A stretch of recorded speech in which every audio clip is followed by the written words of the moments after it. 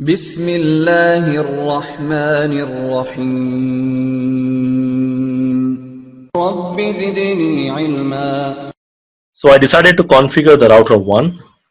Okay, so in order to configure, the configuration is simple. Like in my case, the router 1 is having two interfaces. We need to advertise these two interfaces. So I'll be using router OSPF 1. We can use any process ID. And remember one more thing, this process ID is locally significant, which means if I'm using the process ID of 1, let's say I'm using OSPF 1 here, and if I'm using OSPF 2 here, still they will form the neighborship, because as long as you are advertising these two interfaces, these two are in the same subnet, and as long as the OSPF is properly configured, they will establish the neighbor relationship. Means it's not compulsory that you must use the same process ID, so we can use different process IDs also on different routers. Still they will form the neighborship, so it's not compulsory to match. Unlike in EHRP, the AS number has to match. That is in EHRP.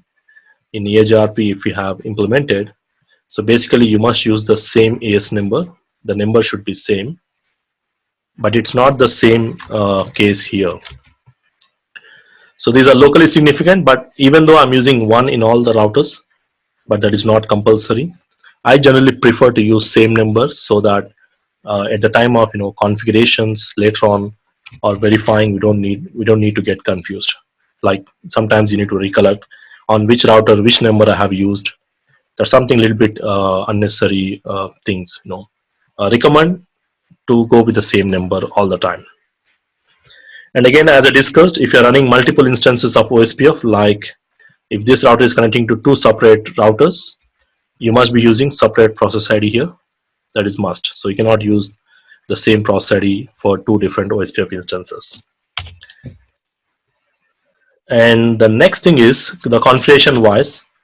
So let me quickly go and configure here. I'll do the configuration on the router 1 here.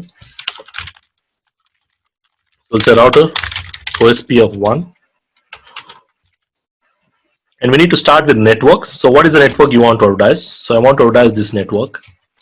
So the network ID is 192.168.1.subnet. And if you use question mark, it will ask you the wildcard bits. So the subnet mask is /24. So the wildcard bits will be reversed. You can calculate that. You get 0000255. If the subnet mask is 255.255.255.0, it will be reversed. Or you can subtract from all 255s to find that. And then we have to tell the area and area number. So the area number can be any number you can use. Mostly we go with 0 or 1, any number you can use. It's up to you.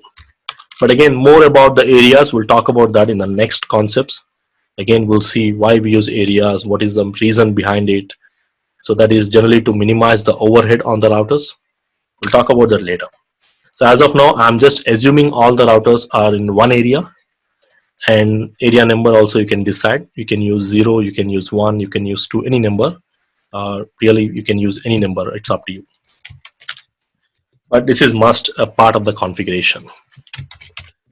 Now, similar way, we need to advertise. So I have advertised this interface. We also need to advertise this interface, the 10 dot interface.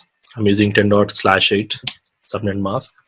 Of course, you can use 10.001 with all zeros. If you want to advertise only that particular interface, you can use all zeros as well. So this is what you see in the production scenarios mostly with one IP, or you can also advertise with the actual wildcard mask, whatever I'm using. If I'm using /8, you can advertise the entire subnet, which starts with 10. So it's up to you. And then area number. That's it. So if you verify show IP protocols, you can see these are the two networks what we are advertising, and automatically it selects the router ID based on the highest IP of the physical interface. Now similar way, we need to go to the router 2 as well. On the router 2, we have 3 interfaces here. So I can go and advertise router OSPF 1, the LAN interface. So I'm advertising this LAN interface, the complete subnet 0000255, and then area and area number. So I can advertise this IP that is 10.002. I can use just wildcard mask of 000 also, just to advertise only this IP. Because anyway, there are no other IPs to advertise in this router. So basically, as I said, in most of the production scenarios, you generally go with this way. So I'm showing you both the options. Both will work. And you can see the neighborship establishes. You can see the message over there. I have already advertised this OSPF here. And when I advertise this one, you can see the neighborship goes from loading to full. The last stages, the neighborship has been established. So let me advertise the other interface. 0000 means advertise only that particular interface. The 11 dot interface. One IP I'm advertising. Only one IP, exact that one IP. Because in the production scenarios, mostly you will be using /30 mask for most of the point-to-point interfaces, where you just need only two IPs. That's what you see. Of course, I'm not using /30 here, but in terms of production scenarios, you prefer that way.